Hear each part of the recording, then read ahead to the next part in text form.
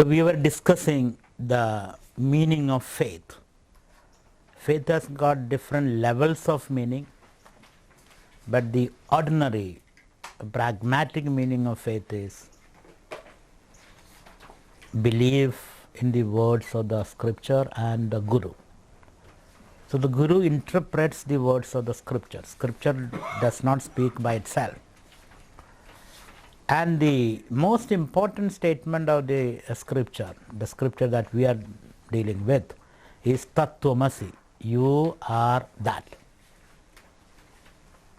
You are that. Meaning, whatever you seek, you already are. If you are seeking happiness, you are happiness. If you are seeking love, you are love. If you are seeking energy, you are that energy. If you are seeking God, God is in your heart. So, whatever we seek, ultimately, they are not different from you. So that seeking has got a problem. There is a problem in seeking. If you don't seek, you will not know it. If you seek, you will never know it. Because seeking is the problem. By seeking, you are putting it away from you. So you have to live this paradox for some time. You have to seek, at the same time know the limitations of what you are doing. They can never take you there because it is not there, simply that is the truth. So that is a paradox. So you cannot give up seeking. You know that seeking will not take you there. So then continue to seek. That the paradox, that a seeker. So Guru says you are that, Tat Tvam Asi. And that's put in many ways. You are Satchidanand, Satchidanandoham. I am pure bliss. Or I and my Father are one. It is not a passing statement. It is a defining movement of your life. I and my Father are one. You can call it mother also. I and my mother are one. Meaning the cause and the effect are one. The effect is not away from cause. Cause is not away from effect. So that's the fundamental spiritual statement. And we have to live with that. Meditate on that. And that changes the very quality of your seeking. And a lot of values can be generated. If you want happiness, give happiness, because you are happiness. The only way to gain happiness is to be happy. And there is no technique for that. We can call it, it is a blessing. It's a blessing. It just comes like that. So that's the Vedantic statement, Tada Tvam Asi. In all scriptures you find this statement. It is not only in Vedanta, in Chinese, in Islamic, in Christian, Jewish, Native American, all traditions, there were moments when great minds, people suddenly had this understanding, this revelation, this discovery. And then the rest of their life is to recapture that vision, to live there all the time. So Guru Vedanta Vakyadishu Vishwasa. Faith in the words of the teacher and the scripture. And a statement can be called a scripture only if it reveals this identity. Otherwise it cannot be called a scripture. A scripture is a statement which reveals unity, identity between apparently contradictory categories or objects. There is total identity. I and you are one. So Guru Vedanta Vakyadishu, so that's a Vedanta Vakya, Tattvamasi Vakya. Vishwasaha Shraddha, and then one works on that. And your experience may misguide you, experience may put this doubt in you. Guru says, I and God are one, but I don't feel so. My experience doesn't show it, because I am as bad as anybody else. Guru must have misunderstood me, because in the class I sit like a pious person. That does not mean I am that wonderful Satchidanand. So it may be a misunderstanding on the part of the Guru. You may have your own doubts, and you are not able to live this beauty, live this awareness all the time. So though experience goes against your understanding and your own doubts assail you constantly, you hold on to it. You hold on to this faith that I am that. That should be your guiding knowledge, understanding, guiding. That guides your faith, that I am that. Continuing. Samadhanam kim. Now, what is the meaning of samadhanam? What is samadhanam? Definition. This is another quality which a seeker should cultivate. Chitta egagrada. So the meaning of samadhanam is chittasya ekagrada, the one-pointedness, single-pointedness of mind. The ability of the mind to focus on chosen themes and issues. So one-pointedness of mind is samadhana. Whenever you enjoy that one-pointedness, you are at peace. There's great energy and clarity. One-pointed. Our problem is mind is assailed by many contradictory and conflicting thoughts. Suppose let us say, Tattvamasi, you are that. And the moment when you hear it, you are inspired. But when you walk out of this room, again doubts come. So the mind is disturbed. You are not able to focus. Your energies are not available. So samadhana means the single pointedness of mind. Mind remains in the same level, quality of thought all the time. Another way of putting it, sajadiya vritti pravaham. Mind moves in the same direction all the time.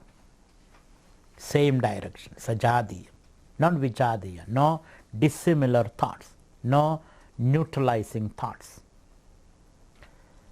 I can, then again the mind thinks, no, you can't. That's a dissimilar thought. I am one with my Father. Again the thought comes, no, I am not. My nature is happiness. Again the thought comes, no, you are a cesspool of misery.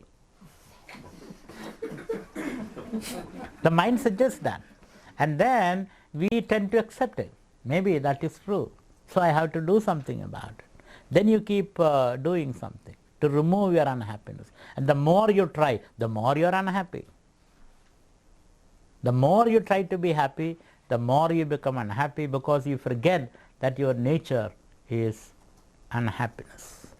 So therefore, these kind of doubts makes your mind very blunt. It cannot do anything. So have faith. From faith comes egagrada, one-pointedness. And when you are one-pointed, there is enormous energy released. Time simply disappears. You are able to work with the great concentration, and you are able to pierce the veil of ignorance and reach the place of truth. So chitta ekagrata is very, very important. And we must experience those moments of great concentration. When something attracts you profoundly, then you enjoy that concentration. So those concentration also is a result of cultivation. One has to cultivate that concentration. So chitta ekagrata, one-pointedness of mind. So let's recapitulate whatever we have studied. You need certain qualifications to undertake this process of discrimination and reach the Tattva, the reality, the essential nature of yourself. And those qualifications are Viveka, discrimination, power of discrimination. You are able to segregate, separate. And so that power of discrimination has to be applied all the time, every moment. Is this lasting or is it fleeting? That is the power of discrimination, every experience. And second is dispassion.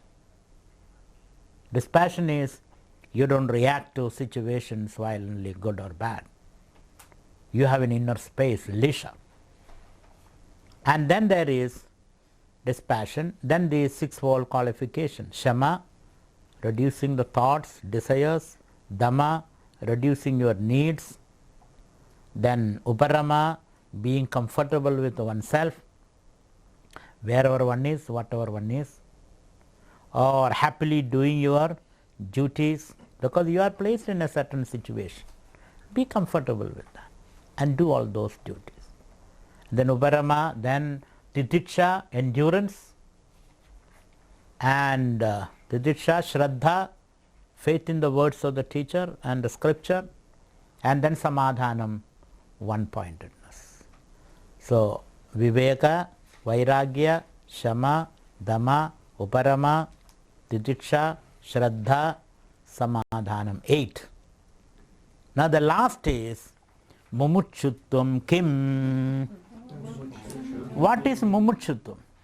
The answer, Moksho me bhuyadidi Ichcha. And Mumuchutta is a, okay, let's read it. Moksho me bhuyadidi Ichcha.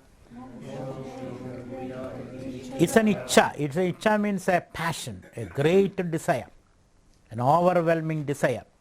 Ichcha for what? Moksho me bhuyad. May I attain moksha. May I gain freedom. May I be a free bird. So freedom can be explained in many ways. One definition of freedom is ability to be happy or being happy without depending upon anything or anybody. Some people may not depend upon anybody, but they are very unhappy and sulky. I don't depend upon anybody. But then what are you doing? I am in a corner, lying down and sulking. You understand? So that is not a moksha, that is not freedom. Freedom is the ability to be happy without depending upon anything. You don't need any certain place or a certain people or certain situation to be happy. That's how I interpret what happened in the Garden of Eden. God said to Adam not to eat the apple, that particular apple.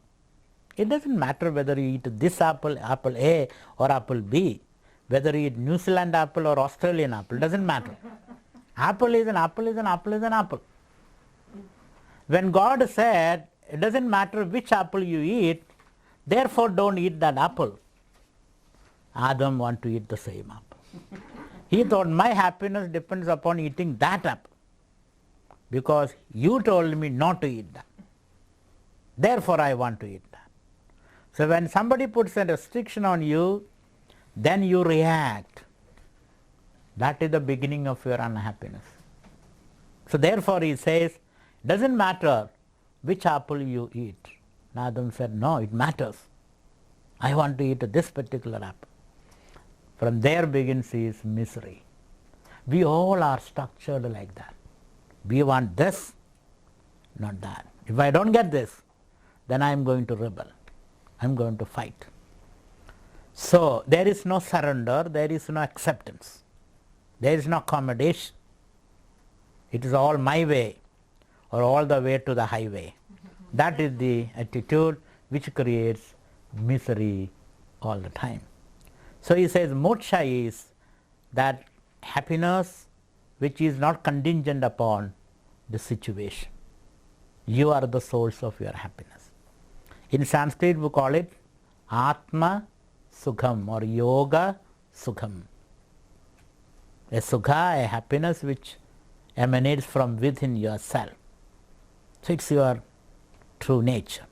So moksho me bhuyadidicha, or the sense of freedom.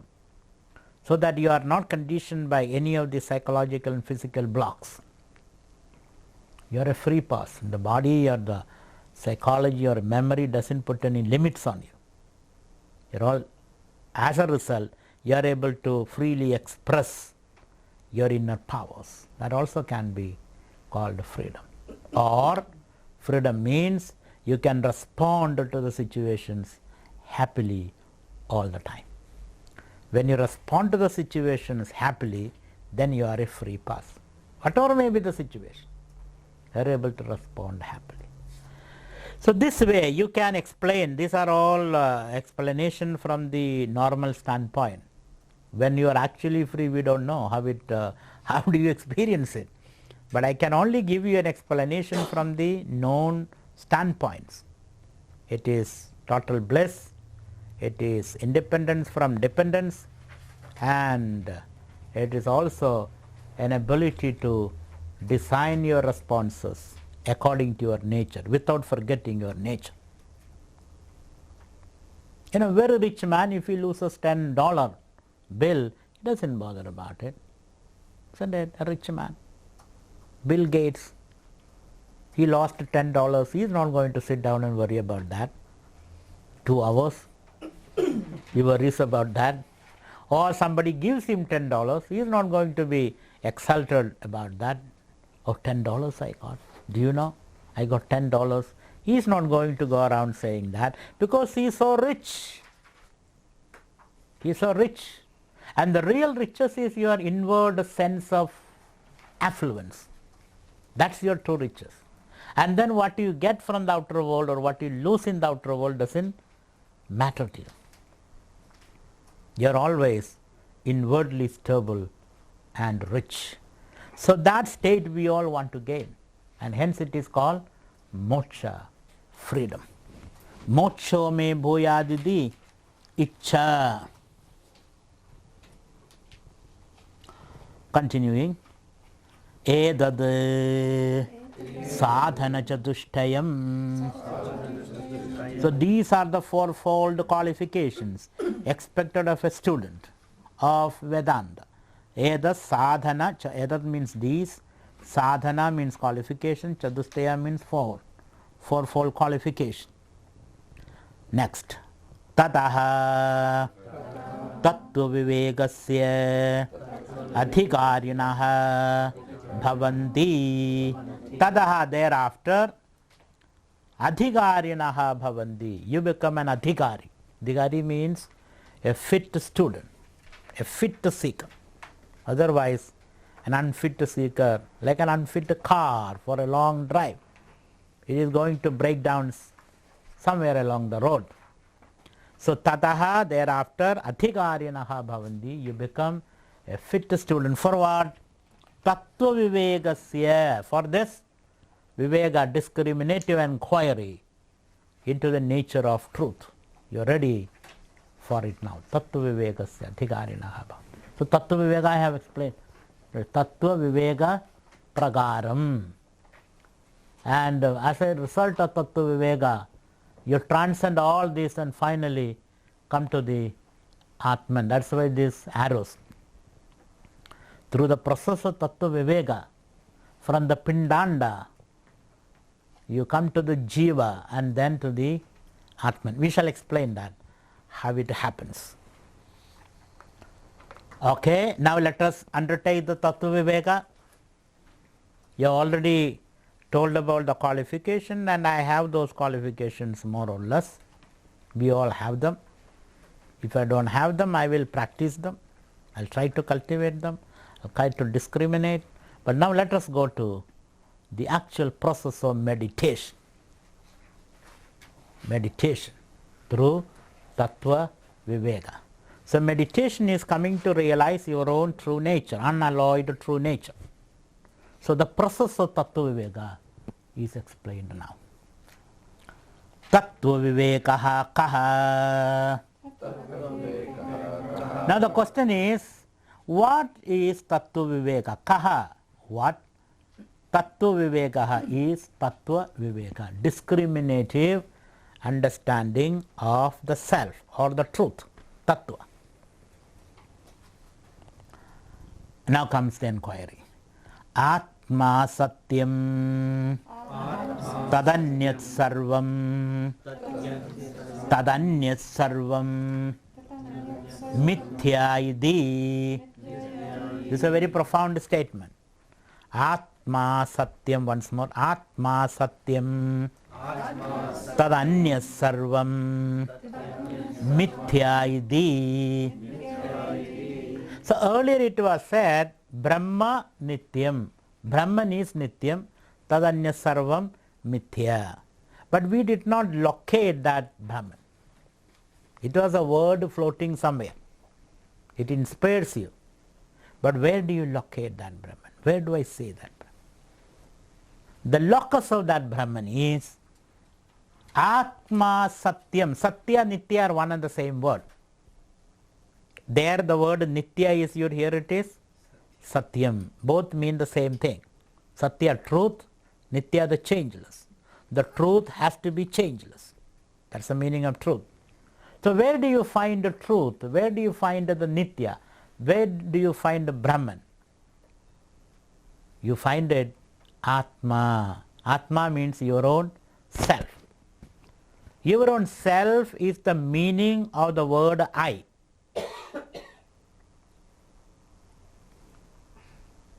We all use the word I, don't we? From morning till evening. I woke up, I had a bath, I had a cup of tea, then I read the newspaper, then I had a shower, then I went to the office, then I worked there, I got very angry with my boss, and then I was so exhausted, drove back, and then came home. Then I continued to read the newspaper, and then I had a shower again.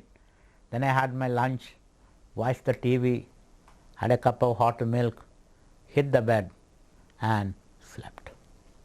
Don't you say that? In all these, there is something continuously experienced by you. And that experience is the experience of I. I did this. I did that. I reached there. So this I which you experience and for which you have this word, what is that I?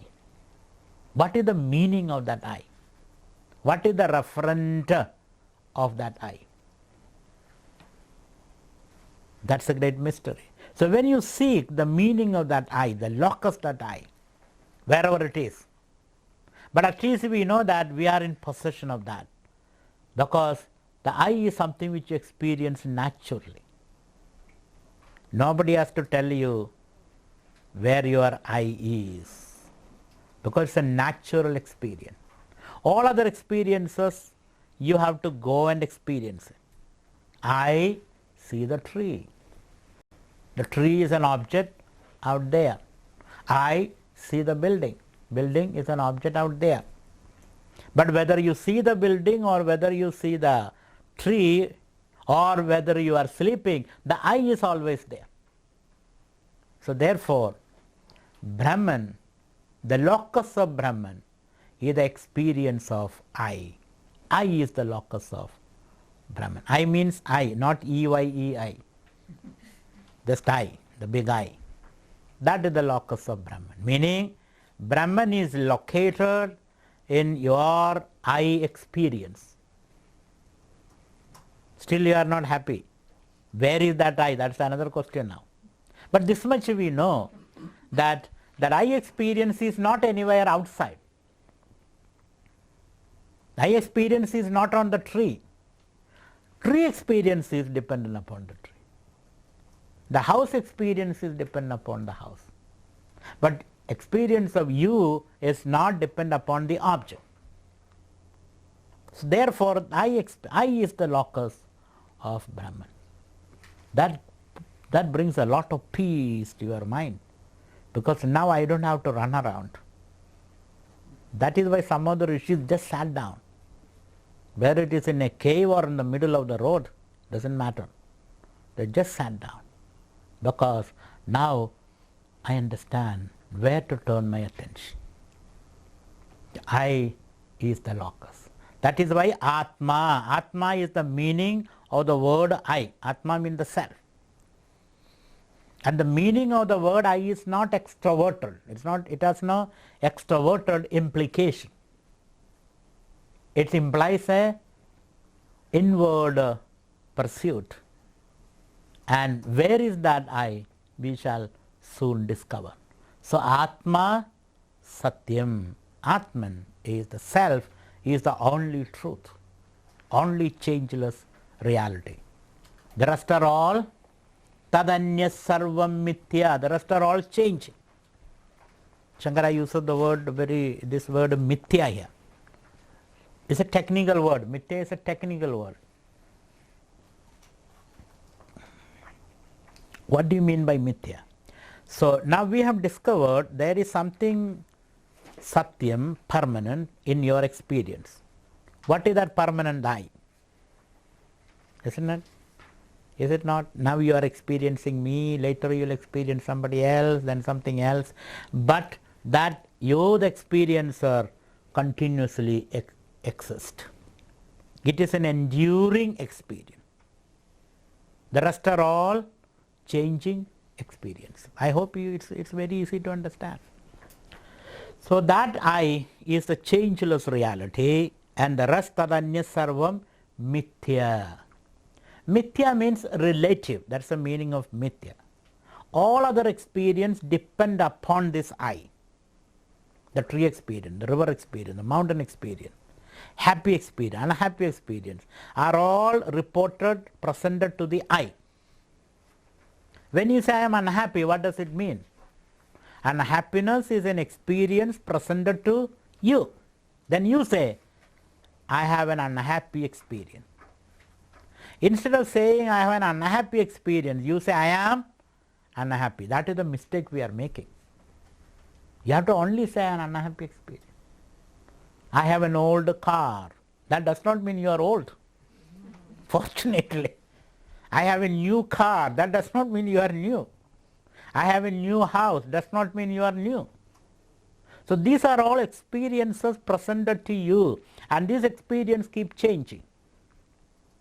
One experience leads to another experience, which leads to another experience, and the experiencer per se remains enduringly.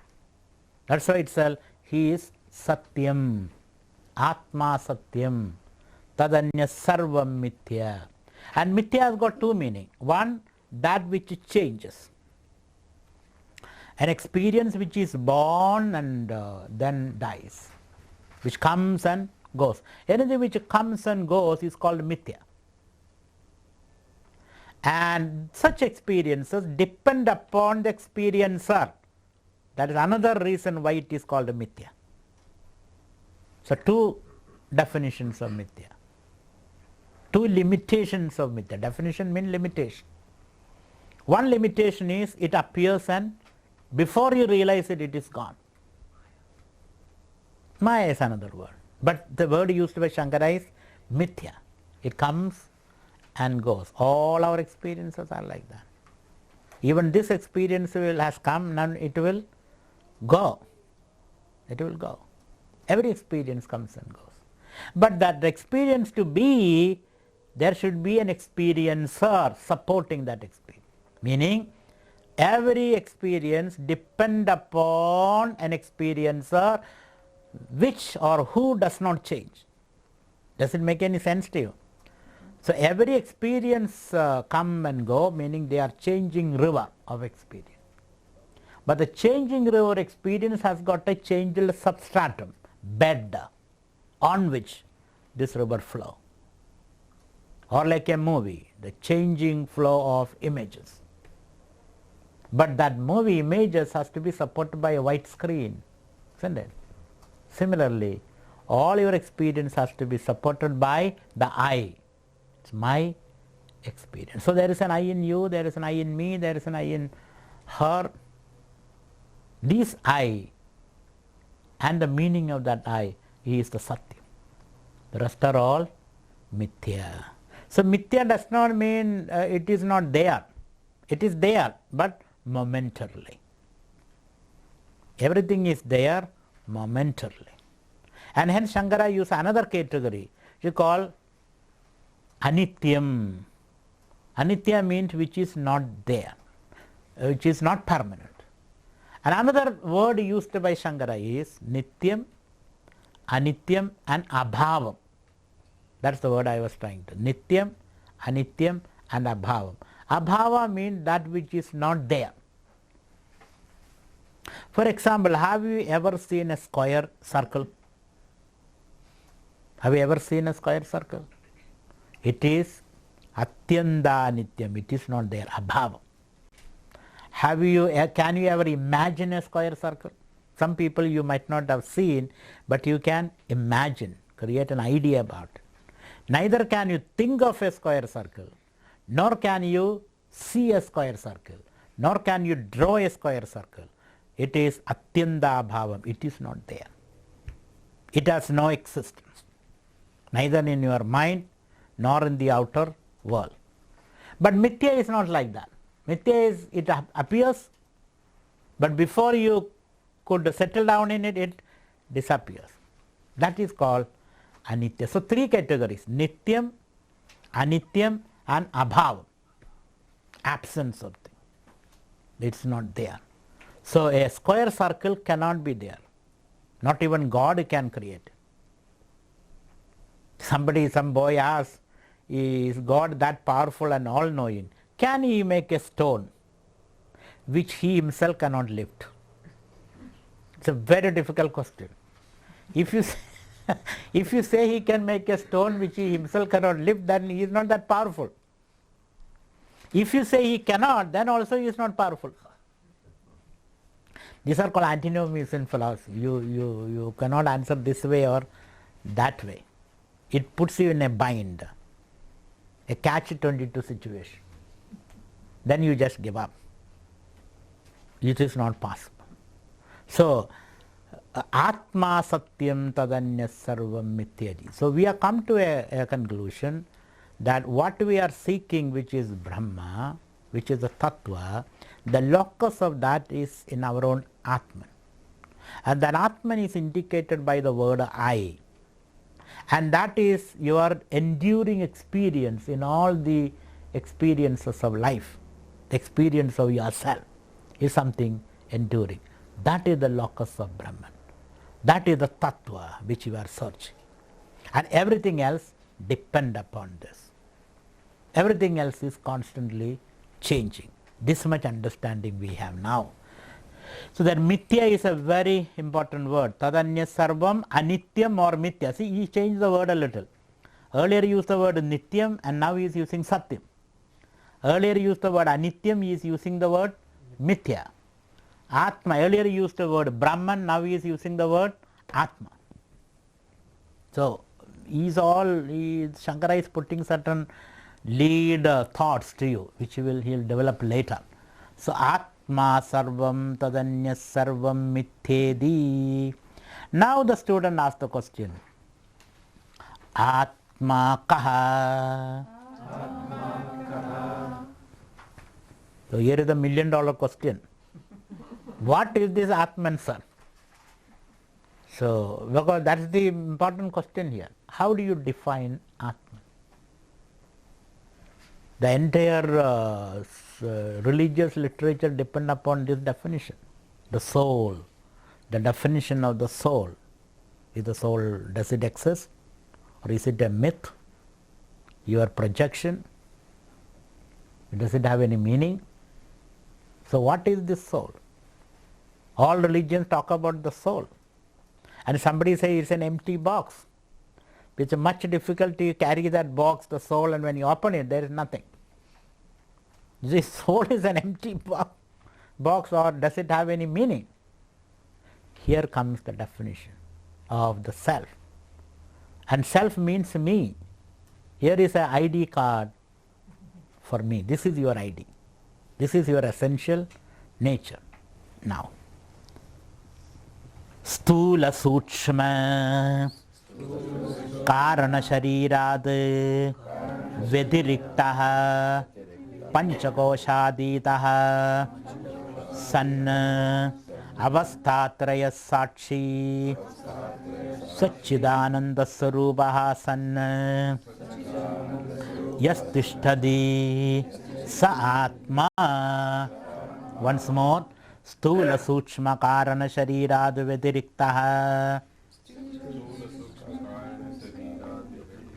Panchagoshaditaha Sanna Avasthatraya Sakshi Satchidananda Sarupaha Sanna Yastishtadi Sa Atma. This is a key concept. If you can demolish this concept, then all religions will end. There is no spirituality. This Atman is the main concept. So here is a definition. So you can say what is Atma, or you can say who am I? That's another question. Or you can reformulate the question, what is the meaning of I? Which we all are using. So who am I? What is the self? Or the meaning of the word I? Answer. Stula Sukshma Karana Sharirad Vedirikta. Vediriktaha means other than. Vediriktaha. So this Atman is something other than what? Stula Sukshma Karana Sharirad. Other than these three Shariram. Sharira means body. Structure. What are the three shariras? Stula Sharira, Sushma Sharira and Karana Sharira. Stula Sharira means gross body, Sushma Sharira means subtle body, Karana Sharira means causal body. We will explain all this, don't have to worry.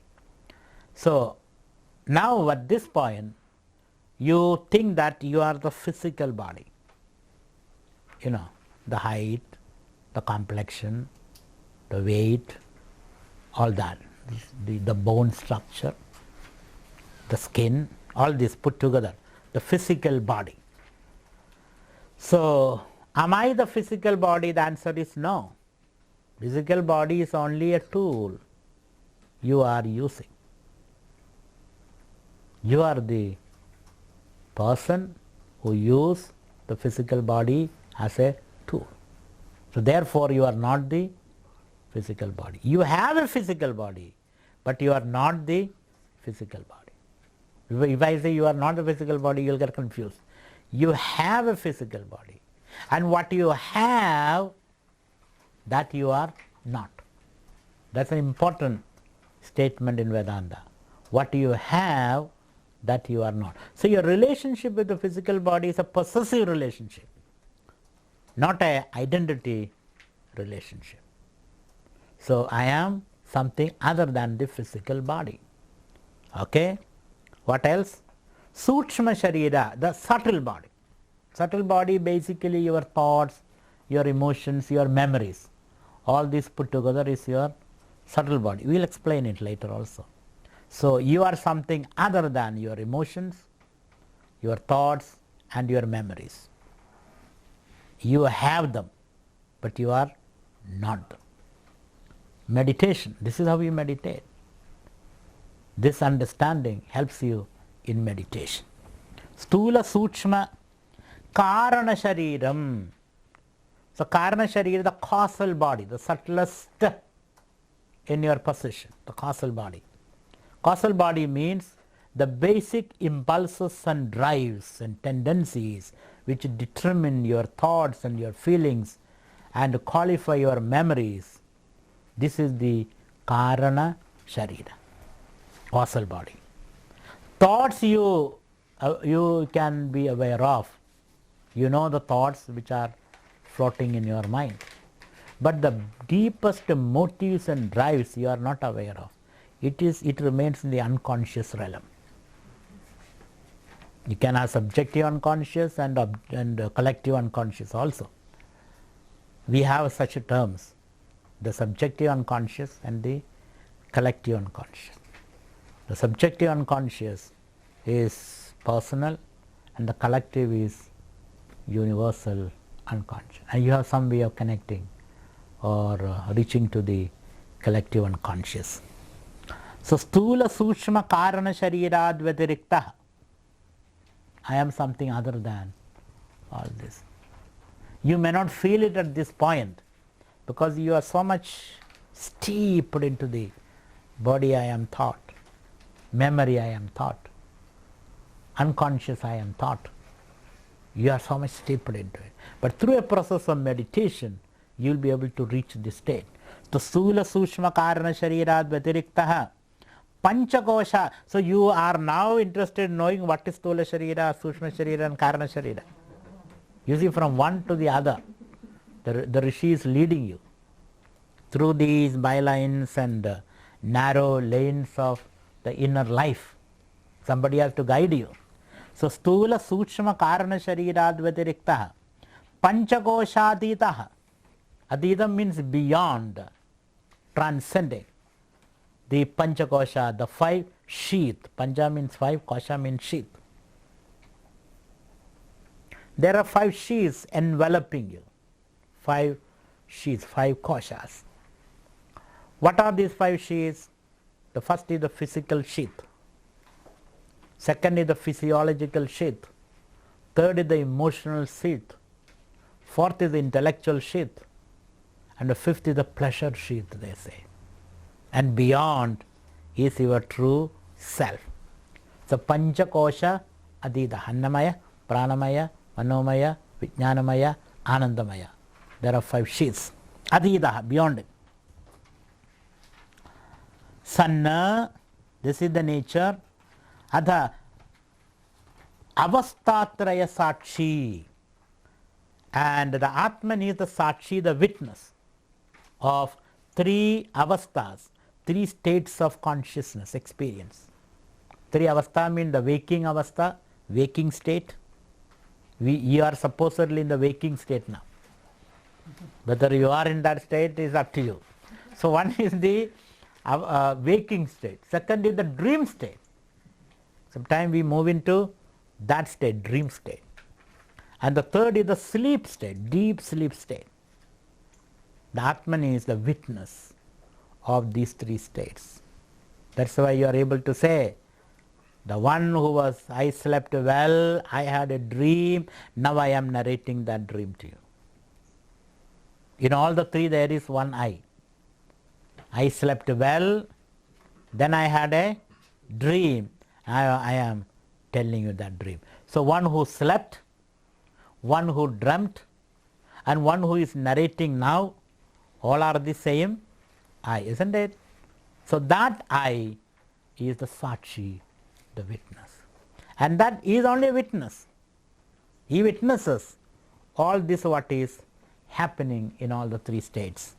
Savastatraya Sakshi. Now tell me, sir, what actually is this self? You only told Atman is not this. Atman is beyond that. Atman is a witness of this. But what actually is Atman? When you define an object, you can take these two approaches. You can define it by saying what it is not. You can also define it saying what it is. A definition from the very core of it, the reality. Or it's like talking about the hill. You can look at the hill from the base, the foot of the hill. Oh, wonderful. Or you can reach the hill and then describe about the hill. So you can have a description which is called Sarupa description, description of the true nature of the Atman, or describing Atman or pointing out the Atman by showing what it is not. So these three descriptions are called Tadastha Lakshanas.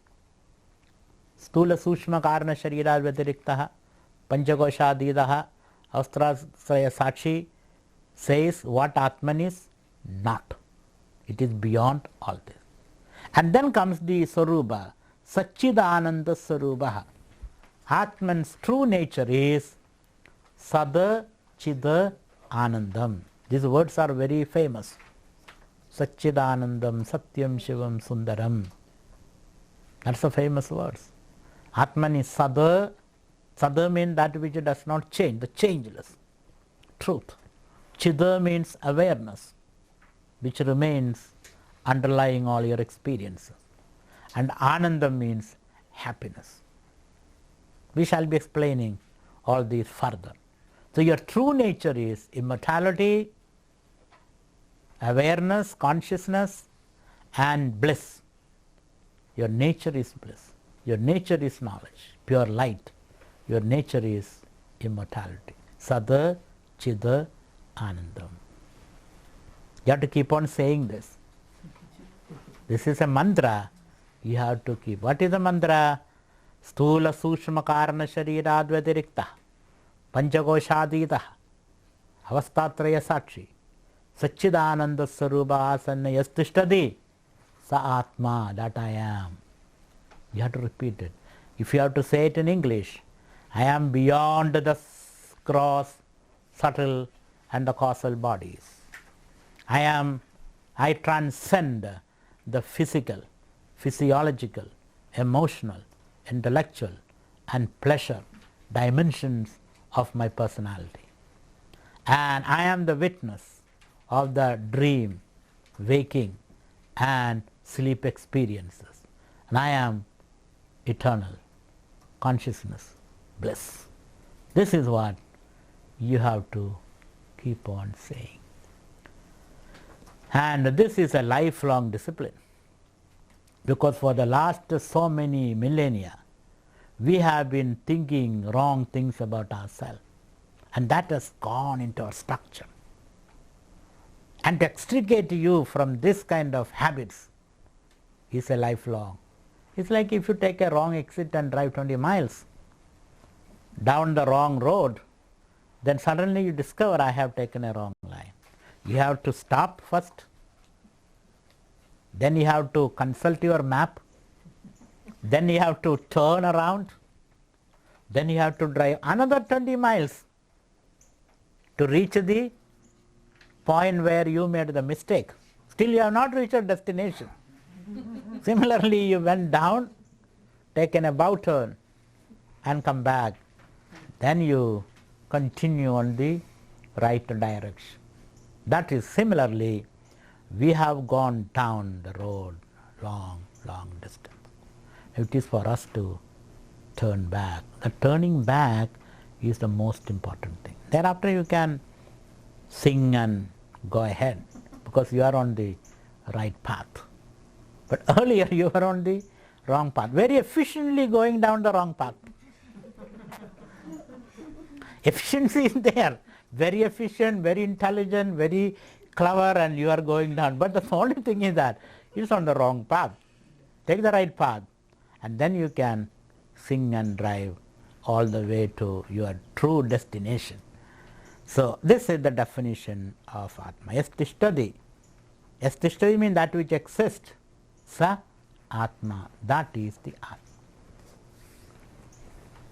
A lot of meditation is necessary for this Atma. I repeat once more. Stula, Sukshma, Karana Sharirad Vadiriktaha, Panchakosha Aditaha, Avastatraya Sakshi Sanna, Sachidananda Sarupaha Sanna Yastishtadi Sa Atma. When we were students, we are supposed to commit this to memory, this particular definition. Otherwise, the teacher will not go ahead. Oh, this is the key concept. So one should always remember this. Now the student raises questions. You said, Atman is beyond Stula, Sukshma, Karana Sharira. Tell me, what is this Stula Sharira? What do you mean by the gross body? Next.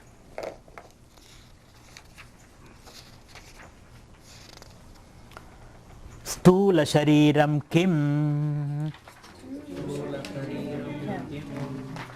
This is page 19 in my book. I don't know in your book what is the page. Stula Shariram Kim. What is Stula Sharira? So having seen the map, now you are on the journey now. What is Stula Shariram? 24th page. Stula Shariram. Stula Shariram, the physical body. It's a very beautiful definition given by Shankara. Panchikruta Panchamaha Bhudaihi Krutam. Can you read it? Panchikruta Panchamahabhudaihi Krudam Satkarmajanyam Sukha Dukkhadi Bhoga Ayatanam Shariram Asti Jayade Vardhade Viparinamade Apachiyade Vinashyadi iti Shadvikaravad Edad Stula Shariram. Once more. Panchikrita Panchamahabhudaihi Krudam Sakkarmajanyam Sukha Dukkhadi Bhogayatanam Shariram Asti Jayate Vardhade Viparinamate Apachiyade Vinashyadi iti Shadvikaravad Edad Stula Shariram. Edad Stula Shariram. This is the gross body, he said. Maybe the Guru is pointing out, this is the gross body. Edad Stula Shariram. Now, description. This Stula Sharira is, and it's called Sharira. Sharira means Shiryamana Svabhavatvat, which is subject to decomposition. It decomposes. It is not the same all the time. So the Sharira's property, the Stula Sharira, goes through this 6 modifications. All Shariras, bodies, goes through 6 modifications. What are the 6 modifications? First is Asti, conception. The body is a conception stage. The 23 chromosomes on the mother and the 24 chromosomes on the father. Firstly, there is a desire among the parents to create a body. Then these 23 chromosomes on the egg and the sperm become one cell, 46 chromosomes. And that is the conception stage. It is conceived. And then Asti. Then Jayade. Then it is born. It comes out, born. Jayade. Vardhade. When you are born, you are like a little mouse. Though there were 300 billion cells, a small package of 300 billion cells. Then you grow. Asti, Jayade, Vardhade. Vardhade means grow. Then Viparinamade. Then start changing. Growth is only up to 21 or 18, 21, that's the physical growth. After 21 years of age, then you stop physically growing. Then it is only change. Then you start putting on weight or this, that, and there is no more growth there, it is only change. Viparinamade, changes. Then that change may continue for some time, up to 48 or so, you know. You change but you look the same person. From 25 to 48, you look the same person. Little bit of change. After 48, deteriorates. Teeth falls, you cannot hear, everything happens. And people cannot recognize you. Every 2 years, if you don't meet a person, he will not recognize you. He will say, what happened to you? You totally changed after 48. So that is the stage of apachiyade, you start deteriorating. The cells are not regenerating itself. You may eat, nothing happens to you. No metabolic, not much metabolic activities. And finally, you are gone. One day you stopped breathing. You are tired of breathing. Or you are, you no more breathe. And then you say you are clinically dead. That's the state is called Vinashyadi. So Viparinamade changes, Apachiyade declines, and then that is the fate of this body. Is it not? Is it not? In the Mahabharata there is an interesting incident where it is said Dharmaputra and Yaksha, there is a story called Dharmaputra Yaksha Prashna. Yaksha means a adorable being asked some question to Dharmaputra. And Yaksha asked one question: what is the most unbelievable thing in this world? And Dharmaputra says, the most unbelievable thing is everybody dies, but nobody thinks he will die or she will die. That's the most unbelievable. You see the dance of death everywhere, and you yourself are slowly moving towards it. You are slowly dying. The moment you are born, you slowly die. But we think we are not. That is the greatest unbelievable thing in this world, he says. That's the greatest wonder in this world. People just don't see their own impending death. They see death everywhere, but this fact they don't see. So when somebody dies, you say, not bad, because he is old, let him die. Or there is a secret pleasure. When your enemy dies, or your competitor dies, or people who gave you a lot of trouble die, there is a secret pleasure. You may not show it, but this is the greatest wonder in this world. But this body has to die. It goes through this sixfold modification: conception, birth, growth, change, decay, and destruction. These are the sixfold modifications. And some people try to arrest that by yogic practices, taking medicines and doing this, doing that. But according to Vedanta, that is a futile enterprise. The physical body. It's better to grow gracefully old. As Mrs. Clinton said, we plan to grow old together. Let us grow old together. That is all what you can. All other attempts are futile attempts, a misdirected energy. That is not the immortality of the body that we are seeking. It's not. Maybe in an evolutionary process the body may develop such skills to live for another 10,000 years. But after 10,000 years, it has to die. Maybe you may enhance the capacity of the body to another 20,000 years. But after that, even after 20,000 years, you will again cry. Only 20,000 years. Because when you reach the end of that, only 20,000 years, only 20 years, only 50 years, there is no end to that kind of a desire. It's a greed, and it's a painful greed. It doesn't lead you anywhere. So when the body disintegrates, good riddance or bad rubbish. That should be the attitude. Because when you do that, you can easily move into another body. Otherwise your mind is focused on here, and you are not able to move there, and you meet with a lot of accidents also in life. In the post-mortem journey, always looking back.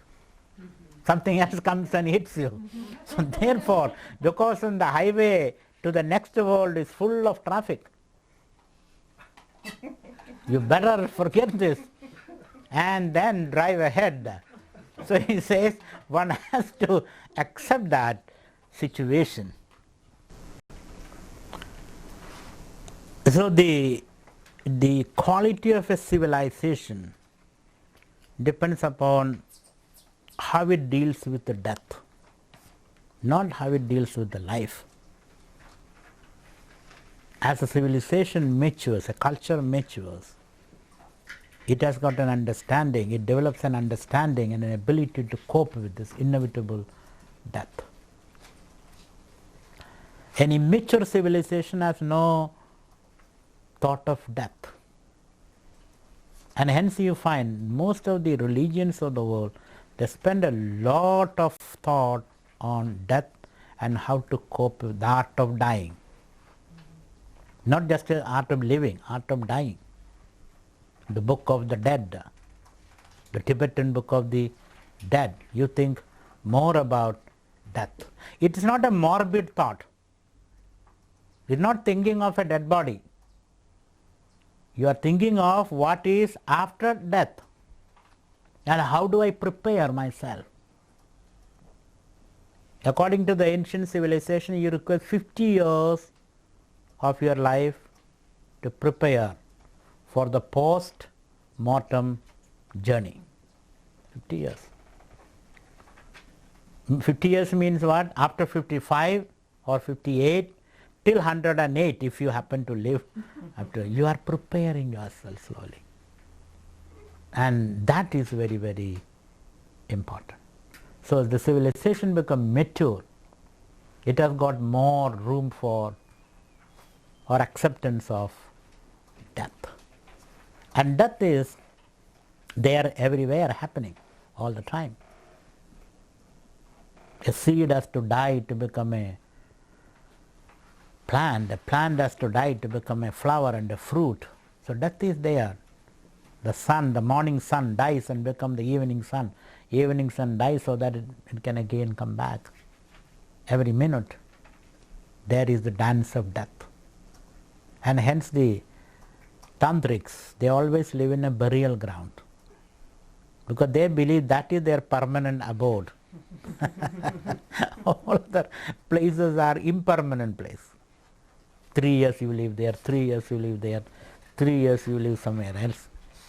Finally, when you are interned, then you remain there permanently. According to Christian tradition, permanently to the end of the creation. Then at the end of the creation, God may recall you, resurrect you and recall you. That's why you are well dressed. Because when God calls you, you cannot get a surprise. Suddenly you wake up without clothes. So you are well dressed, good ornaments, cap and everything is there. So when called, come on, then you must wake up. The souls are, along with their body, is woken up.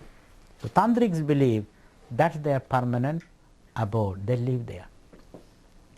After all, we have to live there at the end. So while they are living, they go occasionally and then live there. So this body, which is the gross body, is subjected to this sixfold modification, Shadvikaram. Then, what is the function, the purpose of this body? Sukha Dukkhadi Bhoga Ayatanam. Ayatana means a counter, a hut or a facility. This body is a facility, counter. For what? Sukha Dukkha Bhoganam. Sukha means pleasure, Dukkha means pain, Bhoga means transaction, experience. So this is a hut or a facility sitting where you experience pleasure and pain. Pleasure and pain. And your whole life is a series of pleasurable and painful experience. Your nature of the experience may change. If you look back, pleasurable and painful experiences. And that experience is possible when you are identified with the body. There is no other experience in life. For example, this is an experience. You listen to these words and it can create only two things, pleasure and pain. Some people it is pleasurable, some people it can be painful. Or initially it was pleasurable, then it became painful. Or it can be a mix of pleasure and pain. So there is no, all experiences can be grouped under pleasure and pain. So Sukha Dukkha Bhoga Ayatanam. At the evening of the day, end of the day, what are you thinking? Oh, I had such good experience, bad experiences. What is the content of that experience or the type of that experience? That may change, but the experience is either pleasurable or painful. Isn't it? It's not. So Sukha Dukkhadi Bhoga Ayatanam Shariram. So when there is no body, there is no Sukha Dukkha Adi means the other kind of experiences. Pleasure, pain, then you can say heat and cold, etc. But all those experiences can be reduced to pleasure and pain. So profit and loss account, finally your account. On the pleasure side, profit, pain side, loss. Generally it ends up in the red. Always pain. Always pain. Even in pleasure there is pain. According to Shankaracharya, even pleasure has the seeds of pain. That is our experience now. Sukha dukkhadi bhogayatanam shariram. And if there is no body, then there is no experience of pleasure and pain. That's why when you go to sleep, no identification with the body, and as a result, no experience of pleasure and pain. Of course, there is some pleasurable experience due to some other reasons. Otherwise, the ordinary pleasure and pain is not there. And there is a lot of investigation in Vedanta into the source of pleasure in sleep. Is it because the bed on which you are sleeping? Is it because the fan which is going on? Or is it because of the air conditioner? Why are you so happy in sleep? What is the source? Because I find a person sleeping in the air conditioned room, another person sleeping out on a rock, he also sleeping happily. A beggar also sleeping happily, a king also is sleeping happily. You cannot say king had a royal sleep and the beggar had a beggarly sleep. In fact, I tell you, the beggar get a royal sleep. And the king has a beggarly sleep. Because he's all the time bothered about other things, people. So therefore, what is the source of that joy which you get in? It doesn't come from association with objects. Our idea of pleasure is it should be always associated with object. When I eat a laddu or an ice cream or watch a movie or talk over the phone, I get some pleasure. Is that the only source of pleasure? No. When you go to sleep, you get joy. Where does that joy come from? The rishis have investigated into that. The source of Sushupti Anandam, that's called Sushupti Anandam. Some people are named Sushupti Ananda. one who gain pleasure, joy from sleep. Sleep gives you a lot of joy. And the older we become, more sleep we need. When we were babies, sleep we require. When we are tired of work, we need sleep. When we eat too much, again we need sleep. We need a lot of sleep because it gives you unalloyed joy. But the only thing is that it is not lasting. You cannot sleep all the time. It's not all the time. Because after a while of sleep, you have to again get up. Then you see the whole world. Again problems come. Otherwise, sleep would have been the best way to enjoy bliss. I give you sleeping pills and say that is the source of bliss. So, sleep, the problem is, it is not a permanent experience, meaning it is alloyed with ignorance. We will be coming to it later.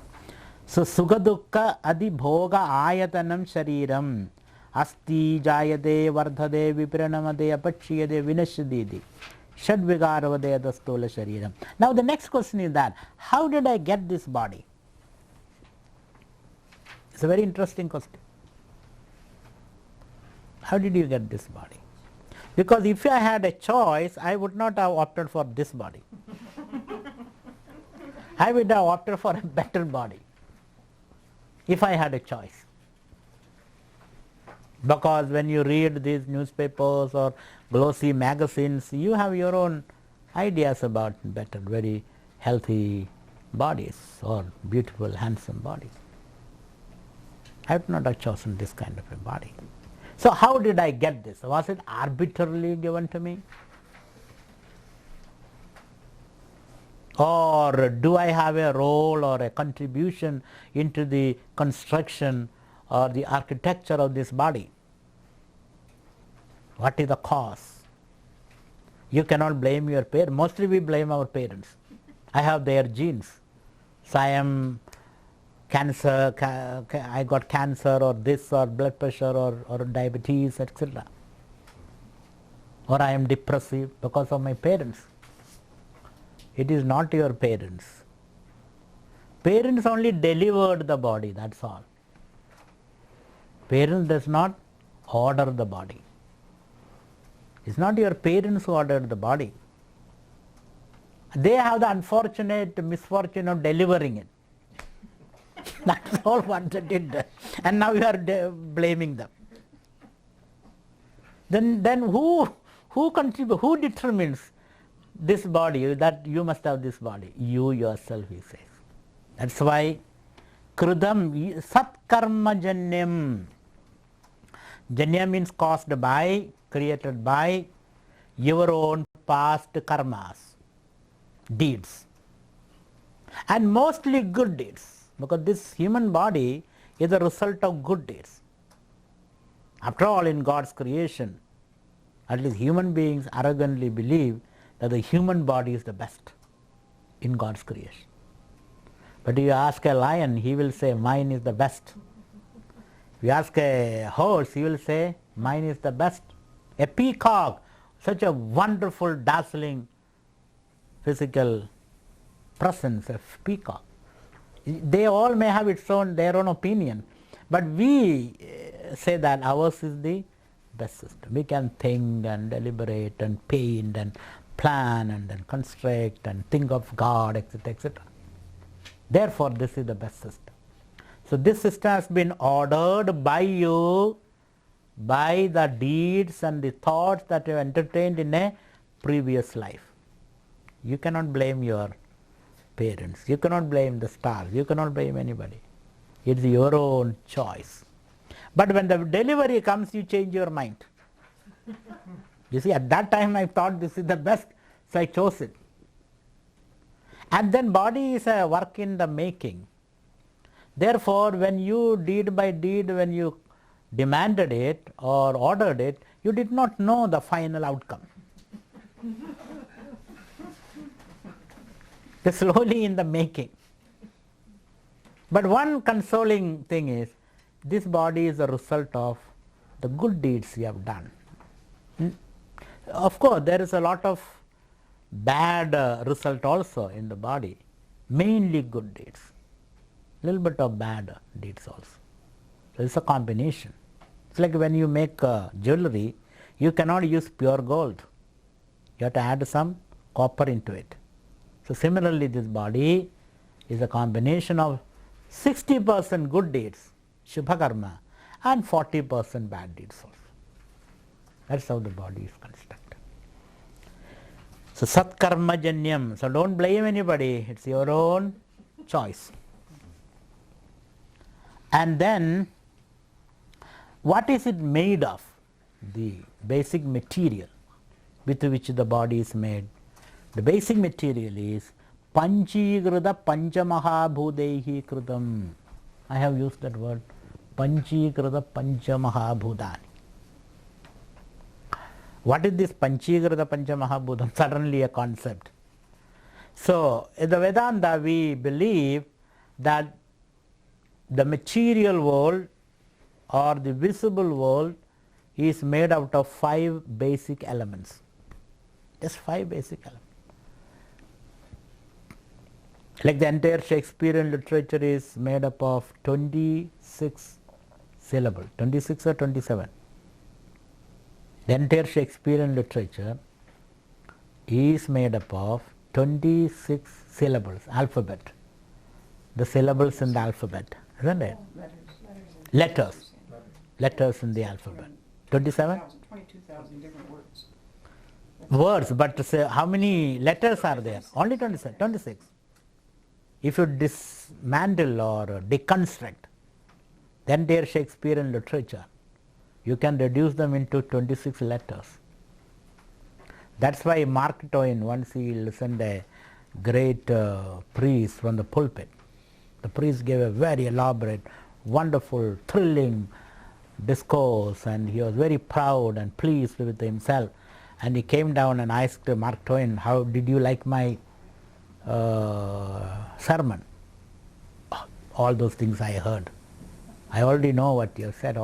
Where did you know it? Where did you get it? It's all in the dictionary, he says. All that you said is in the dictionary. There's nothing great about it. You just rearranged it. That is all what you did. There's nothing creative about it. So he deflated the priest's ego. So, Panchigrada Panchamahabhudehi Krudam. The whole world is made up of 5 combinations of 5 elements. Those 5 elements are Pancha Bhutas, Pancha Mahabhutas, Mahabhutam, great elements. What are they? You all know that. Space, Akasha, air, Vayu, fire, Agni, water, Apaha, and then earth, Bhumi or Prithvi. These are the 5 elements with which the body is made. I can give you a superficial explanation for that. When you die, the first thing to leave is the air, isn't it? This body which was breathing and growing and responding to situations, this body which you felt as yourself, your own true self, this body which is so much identified with, this body when it dies, the first thing to go is the air. He breathed his last.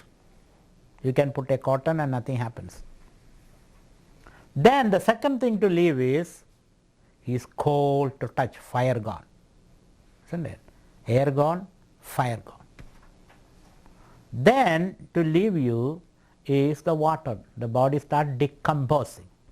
75% is water of the body. There is no water, the body will not have this shape. It will become powder, which can be put in a matchbox. So that's all the body is. So therefore, the water gone. Then what remains is the minerals, the teeth and the bone and all that, minerals. Then the last thing to go, the space which you are occupying. You vacate the space. Space inside and space outside. So these 5 elements go into the construction, architecture of the body, constitution of the body. And they are not basic simple elements, they are compounded elements, he says. So elements have got 2 states. It can remain in symbol form, they can remain in compound form. The process of combination we will see later. So the body is made up of compounded 5 elements. It is ordered by your own past deeds, how it should be, the height, the length or the color and all those things are ordered by you. Understand?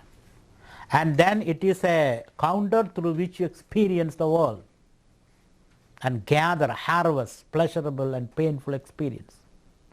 The body is subjected to the 6-fold modification. That is the gross body. You are beyond it. You are not the body. You own a body. Like you own a cow or a buffalo or a donkey or a car. And when you buy the buffalo, the first 2 days you always look at the buffalo. Is it there? What is it doing? Because you paid $20,000, $10,000 for the buffalo. So you are looking through the window, through here. When you buy a new car, always you look through the window. Is the car there? Is it dirty? So all the time, identification. So when the body, you have a lot of identification. But what is identification? I am the body. That thought is there. But here it is said, you are not the body. Don't tell it to anybody. This is for yourself. Don't go around telling people you are not the body. They will get really annoyed. You understand? So your job is to, in your seat of meditation, when you are sitting quiet, when you are not bothered by the world outside, you suggest to yourself, whisper to yourself, I am not the body. Chidananda Rupa Shivoham Shivo. I am not the body. Whisper to yourself. It is not to go around and shouting to everybody. It makes no sense. It is for your own consumption, for your own learning and experience. And once you experience it, you can tell another person. Then he will understand it. Without your experience, if you say that, it will end. So every day you begin your day with this whispering that I am not the body. The body is a instrument, a tool which I use. And when you go to bed also say the same thing. And when the body is too much on your energy, then say that I am not the body. So these are all some simple ways of escaping the body's limitations. Just say it. And understand that where did it come from, what are its constituent elements, and what are its various modifications. So this Stula Sharira, gross body, I am not. I have them. I have a body, but I am not the body. Continuing. I hope you don't object to this statement. So now you no more identify with the body. Your I is not in the body, because body is only a object. I have the body, but I am not the body. So where is your I now? When you say I, now you don't take yourself to be the body. Now second, Sukshma Shariram Kim. What is the Sukshma Sharira, sir? The subtle body.